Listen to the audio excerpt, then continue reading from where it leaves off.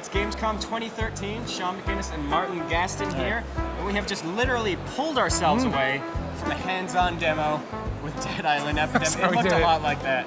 We won. Yeah, we won. We did win. We won. But as MOBA veterans, I think we're both a little bit worried. Yeah. Dead Island Epidemic would just feel like all the other MOBAs out there, but it doesn't. Basically, what Sean is saying is that when this game was announced, we both went on Twitter and said it was definitely going to be rubbish. Definitely. Turns out it's not. Turns out it's not. We were wrong. Yeah. What kind of MOBA experts are we? None at all. Idiots. Martin, describe the basic rule set of Dead Island Epidemic for the people out there. Okay, so there are 3 teams. Yes. PvP, VP, VE. Yeah. There are 3 teams of 4. So that's 12 players. Yeah, that checks out. And it's quite a bit like the League of Legends Dominion map, if you've played that. So it's a circular arena, and the 3 teams spawn around the circle, and they have to capture flags that are scattered around the map. So you'll have seen that there's a mode like that in Company of Heroes. And of course, it's not the same genre, but it's very familiar if you've played Dominion, Domination on Call of Duty. Right, exactly. And by capturing the flags, you sort of hold the base and you pick up loot. Or supplies, as they call it in this. And it's the team with the most amount of supplies wins. But it's not the only way you collect supplies. Killing the enemies, the zombies, the neutral zombies that are just running around the map, that'll get you supplies, but at a much slower rate, I think, than holding onto a flag. There's your basic walkers, but they also have those super zombies in there.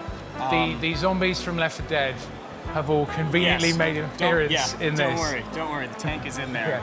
I mean, let's get right down to it. What did you think overall? What did you like? What did you dislike? Okay, so I don't think at the moment it really tells you how close you are to winning or losing.